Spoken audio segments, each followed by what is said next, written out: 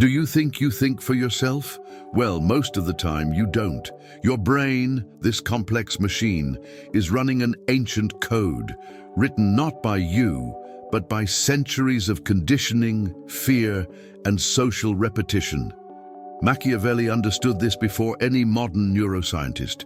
He knew that reality-driven politics begins in the mind, and that those who don't control their own mental code end up controlled by someone else's. And that's why only 1% of people truly access this level of consciousness. This 1% makes decisions based on true human nature, knows when the end justifies the means, and masters the calculated use of force to shape scenarios in their favor. Today, you'll learn how to join this group. But be careful, once you see this, there's no going back. And you may begin to realize that much of what you believe to be you may never have been. There are things Machiavelli never recorded in the pages of The Prince, but which shaped his approach to politics and power. He understood that a leader's greatest asset was not simply having his own loyal armies, but having an invisible mindset that guided his actions in the shadows. A mindset not guided by abstract ideals, but by politics guided by reality. He understood that, in practice, the end justifies the means not as a pretext for cruelty, but as a reminder that victory requires difficult and often silent choices. This mindset, which blended virtù and fortuna, allowed him to act with a calculated use of force, balancing moments of impact with moments of apparent passivity. The secret? Knowing what to show and, above all, what to hide, creating an appearance of virtue that instilled confidence in others, while he advanced on the chessboard. This mental secret was, in fact, a strategic filter applied to every thought. Before acting, he asked himself, "Does this bring me closer or further from my goal?" And any answer that didn't bring him closer was discarded, without sentimentality. There was no room for decisions based on wishful thinking, but rather on a cold reading of real human nature.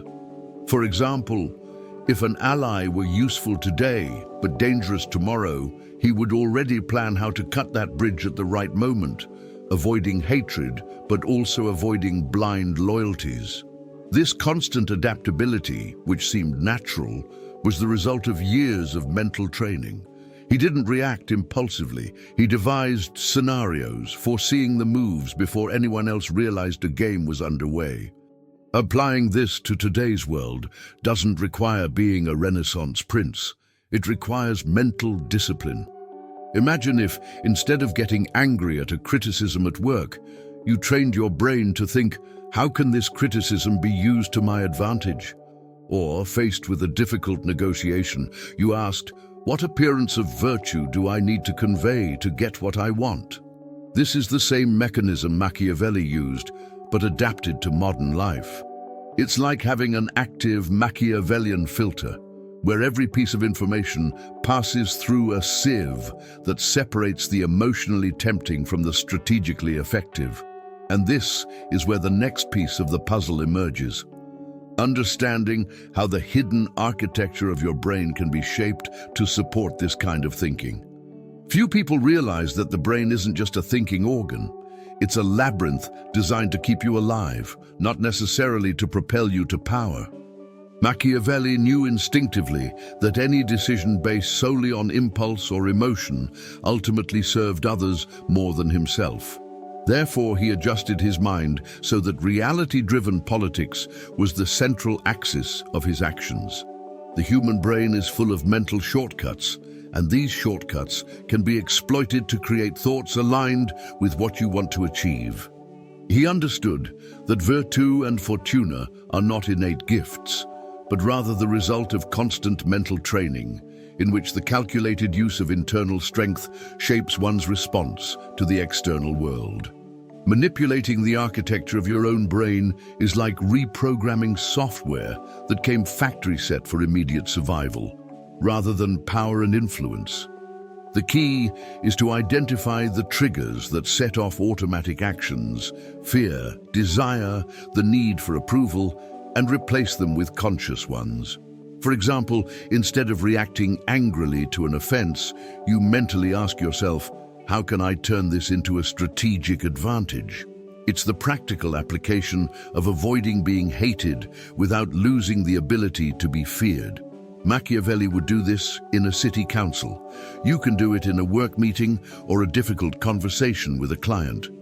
It's always about adjusting your perception so that your decisions are based on real human nature, not the romanticized version you wish were true. To begin shaping this architecture, use daily exercises that force your brain out of automatic mode. A simple practice. Every day, analyze a recent situation and mentally answer 3 questions. What was my initial instinct? Did this reaction serve my purpose? And what would be the most strategic response possible? This training creates a mental map where each decision passes through a filter that prioritizes results over emotions. This is how constant adaptability is established. You stop being driven by impulses and start controlling them. And when you master this internal architecture, something fascinating happens. You begin to clearly see the psychological error that makes 99% of people easily controlled. Most people live as if their decisions were purely rational, but Machiavelli would immediately understand that this is a convenient illusion. The fatal psychological error is believing that we think independently when, in fact, we react to stimuli carefully shaped by others. This is where reality-driven politics comes in, understanding that we are influenced far more by perceptions and emotions than by objective facts. This error makes it easy for anyone with a modicum of virtù and fortuna to manipulate entire crowds simply by creating a convincing appearance of virtue and knowing the exact moment to use force, be it physical, psychological, or social. People want to believe their choices are free, but they are almost always just confirming a script someone else has already written for them. This error stems from a structural flaw in the way we process information.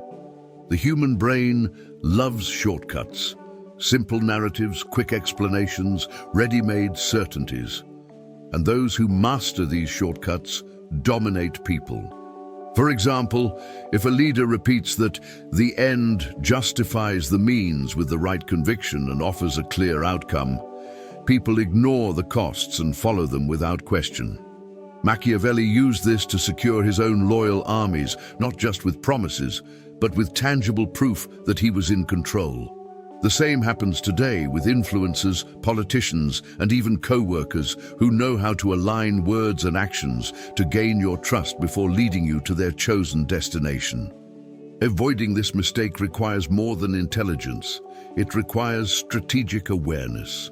You need to establish an internal alarm that activates whenever a decision seems too easy or emotionally comfortable.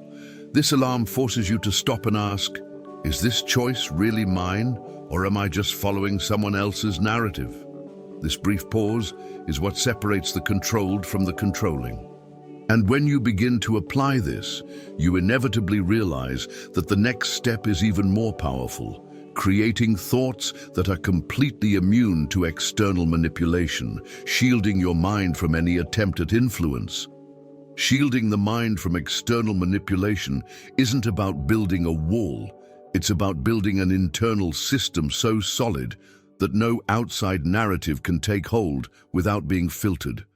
Machiavelli knew that decisions based on real human nature needed an unshakable foundation, strategic values that don't change with the wind. It's policy guided by reality, applied within one's own mind. This process begins by recognizing that the end justifies the means only when the end is truly yours, not imposed by someone else. By cultivating your own thoughts, you create a safe ground where virtù and fortuna can operate without interference. It's like possessing your own loyal armies, but in the realm of ideas, mental soldiers trained to defend your purpose. Creating immune thoughts requires constant practice of questioning. Whenever you receive information, be it news, advice, or criticism, Subject it to 3 filters: who is saying it, why they are saying it, and how it affects me strategically. If one of the filters indicates that the intention behind it is to control or distract, discard, or reinterpret the content. This is the calculated use of mental strength, not reacting impulsively, but shaping your reaction according to your objective. Machiavelli would apply this when dealing with advisors who tried to direct your decisions. You can apply it on social media, in the workplace, and even in family conversations. It's the same mechanism of avoiding being hated, but ensuring that you also don't become a puppet. A practical exercise is to create strategic affirmations, short phrases you repeat mentally to reinforce your internal control. Examples: I choose what enters my mind, or no idea dominates my will without my consent. This repetition creates alternative mental pathways, making it difficult for manipulative patterns to take hold. Over time, you'll notice that you begin to anticipate influence attempts before they even happen. And when you reach this level, it's natural to take the next step, learning to shape other people's decisions so subtly that they don't even realize they're being manipulated. Precisely the Machiavellian technique we'll see next. Machiavelli understood something few master: the art of influencing without the other person noticing. This skill stems from politics guided by reality, not romantic ideals. The secret lay in creating an environment where the decision he wanted already seemed the only logical and possible one. It wasn't about ordering, but about making circumstances naturally lead to the desired choice. To achieve this, he used virtù and fortuna in balance, virtù to plan the scenario and fortuna to seize the right moment. Often, the appearance of virtue was the first step, gaining trust, conveying security, and allowing the other party to believe they were in control, when, in fact, they were already moving in the planned direction. This technique is based on 3 steps: planting, nurturing, and harvesting. First, plant the idea as if it were an innocent seed, a casual observation, a seemingly irrelevant story, an example that seems merely illustrative. Then nurture that seed with subtle repetitions, small confirmations, and contexts that reinforce its logic. Finally, harvest at the precise moment when the person, believing they are in control of the reasoning, makes the decision you wanted from the beginning. This is the calculated use of psychological force. You don't push, you guide. Machiavelli would do this in courtrooms. You can apply it to negotiations, marketing, team leadership, or even your personal life. To practice this skill, start with simple situations. For example, if you want a colleague to accept your proposal, don't present it directly. First, ask questions that lead them to expose a problem. Then, suggest a possibility that, coincidentally, aligns with what you want. Finally, use an element of constant adaptability, adjusting your speech based on their responses. With practice, this becomes natural, and you begin to influence without resistance emerging. But there's a problem. Most people don't know how to use this technique consciously and end up trapped in it, trapped in an invisible mental cycle they don't even realize they're part of. Most people live in mental circles without realizing it. They repeat patterns of thought and behavior as if they were their own choices, but in reality, they are invisible routines established by social repetition and emotional conditioning. Machiavelli, with his reality-driven politics, would understand this as a perfect mechanism for maintaining power. When the population believes it is free but is trapped in predictable mental habits, control becomes simple. This cycle is fueled by a central error, the inability to realize that the obvious is often fabricated. This is how leaders, brands, ideologies, and even family members shape actions, without needing direct imposition, simply ensuring that people's minds continue to spin along the same tracks. What maintains this cycle is the search for mental comfort. The human mind prefers the security of the familiar, even if it means remaining in mediocre or limiting situations. This is where the concept of avoiding being hated comes in.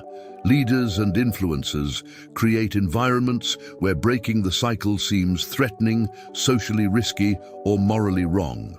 Thus, the person remains in the same place, believing they are choosing, when in fact they are merely reacting. Machiavelli knew that as long as the enemy doesn't realize the game, you have the advantage. It's the same logic as loyal armies. If loyalty is blind, there's no need for physical chains. Mental chains are enough. Breaking this cycle requires an act of virtue, the courage to question not only what others say, but also what you yourself think. Ask yourself, does this mental routine serve me, or does it serve someone who wants to keep me predictable? This reflection opens the door to constant adaptability, allowing you to step off the predictable path and explore new possibilities. This is where an extremely valuable mindset emerges, a set of principles and questions that allow you to anticipate anyone's moves, whether to defend yourself or to lead the game with an advantage. Anticipating someone's moves isn't a supernatural talent. It's the disciplined application of observation, analysis, and strategic memory. Machiavelli mastered this to the point of predicting the reactions of allies and enemies before they even knew what they would do. The secret lies in understanding that decisions based on real human nature follow predictable patterns. People, guided by constant emotions and needs, repeat behaviors like soldiers obeying an invisible command. By creating a mindset, you begin to identify these patterns clearly. This mindset is built on a reality-driven policy, eliminating illusions and working only with what a person actually demonstrates, not with what they claim to be. This code has 3 pillars: motivations, limits, and stimuli. Motivations reveal what a person wants most. Limits show how far they're willing to go. Stimuli indicate what makes them act faster or retreat. By understanding these 3 points, it's possible to accurately predict which choices they'll make in different scenarios. Machiavelli applied this to deciding when to use calculated force or the appearance of virtue, always choosing the most advantageous tactic. You can use this same logic in negotiations, leadership, marketing, relationships, and even to defend yourself from emotional or professional attacks. The goal isn't to blindly manipulate, but to structure the playing field in your favor. Training this code requires active observation. Start by choosing 3 people you know and writing down every relevant decision they make for a week. Then, analyze what patterns repeat themselves and what triggers precede these decisions. Over time, you'll notice that you begin to predict their next actions with a high degree of accuracy. And when this becomes a natural part of your thinking, you're ready for the next level, reprogramming your brain to handle power and influence without losing yourself in the process. Exactly what we'll explore next. Wielding power and influence without becoming corrupt is a challenge Machiavelli deeply understood. He knew that simply conquering power wasn't enough. One had to shape one's own mind to sustain that weight. This is where reality-driven politics comes in, seeing power as a tool, not an identity. Reprogramming the brain means replacing automatic impulses with conscious decisions based on real human nature. It's understanding that the end justifies the means only when those means preserve one's position and expand one's capacity to act. Without this internal filter, power becomes a trap, corroding its wielder and handing the advantage to patient observers. The process begins by identifying the thoughts that weaken your leadership posture. These are the internal narratives that make you doubt, act out of fear, or seek unnecessary approval. Replacing them requires a combination of virtù and fortuna. Virtù to discipline the mind and fortuna to recognize the right moments to act. One practical technique is to create an internal script before important interactions. For example, before a strategic meeting, Mentally define what appearance of virtue you want to convey, what points you will emphasize, and how you will adapt your speech if the climate changes. This constant adaptability is what differentiates those who maintain power from those who lose it at the first sign of pressure. By reprogramming your mind, you also train yourself in the calculated use of force, not just physical, but verbal and emotional. This means choosing when to speak, when to remain silent, and when to let others believe they have the upper hand. Over time, this reprogramming creates a stable mental state where power is not a burden, but a natural playing field. And it is in this state that you are ready to apply one of Machiavelli's most refined skills, reading the human mind as if it were an open book, decoding intentions before they become visible actions. Understanding the human mind for Machiavelli wasn't magic, it was method. He assumed that when observed without haste, reality-driven politics reveals that people say more by what they don't say than by the words they use. Expressions, pauses, gestures, and even silence carry signs of hidden intentions. Virtue here is patience and focus. Fortune is being in the right place to capture the decisive moment. It's the same reasoning behind avoiding being hated, understanding before acting, adjusting your posture, and applying calculated force only when the reading is clear. Those who master this formula transform chance encounters into strategic maps of other people's minds. The formula is based on 3 simple but profound steps: observe, interpret, and test. First, observe without interfering, like a general surveying the battlefield before war. Then interpret the signals in light of real human nature, not the idealizations we wish were true. For example, if someone overpraises a project, they may be trying to create an appearance of virtue to gain ground. Finally, test subtly. Offer neutral information and see the reaction. Adjust your speech and confirm hypotheses.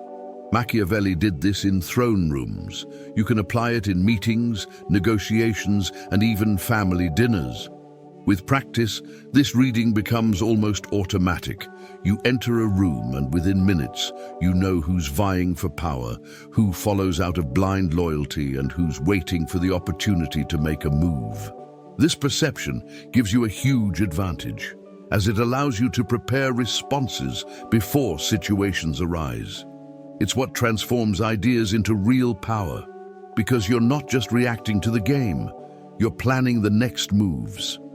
And this is where we reach the end of this chain, the psychological map that, when used well, transforms thoughts and observations into concrete actions that solidify your influence.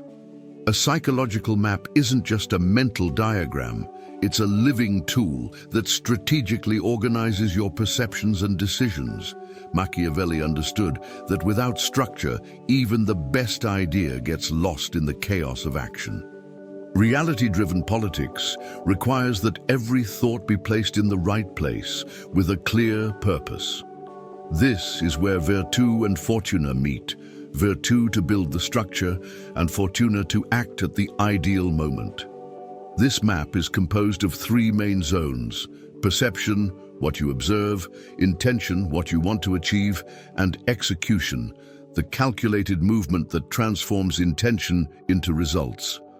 It's like having your own loyal armies in your mental field, ready to act at the right time. To create this map, start by recording patterns you notice in people and environments. Group them by theme: trust, fear, ambition, loyalty, insecurity. Then connect these dots to the opportunities and risks they represent. For example, identifying that a colleague constantly seeks approval can be the key to winning them over with strategic praise, or to neutralizing their influence by offering controlled recognition. This is the calculated use of force applied psychologically. By doing so, you not only understand true human nature, but also create a personalized playbook for dealing with each player on the board. When the map is ready and active, you stop being a spectator and become the architect of circumstances. Each interaction becomes an opportunity to move pieces toward your goal without wasting energy on random actions. This is constant adaptability at its most refined, adjusting routes without losing sight of the destination. And just as Machiavelli forged alliances and victories in the silence of the sidelines, you too can transform ideas into real power, as long as you know how to read, interpret, and act on your own map. But for all this to make sense and connect with your audience, it's time to weave these threads together into an introduction that captures attention and sets the stage for complete immersion. Now that you understand every aspect of this brain code, the question is simple. Will you use it, or will you let others use it against you? The power to implement reality-driven policy is in your hands, but it doesn't wait for the faint of heart. You can continue making decisions based on impulse, or you can start creating your own psychological map today, using Virtu and Fortuna to transform every idea into real influence. What patterns will you observe from now on? What mental habits will you eliminate so that the end justifies the means in favor of your goals? And, most importantly, who will never again be able to manipulate your choices? If you want to continue unlocking this kind of knowledge and truly join the 1% who understand and apply it, subscribe to the channel now, turn on notifications, and don't miss the next step. Because from now on, each video will be another piece of your mental arsenal.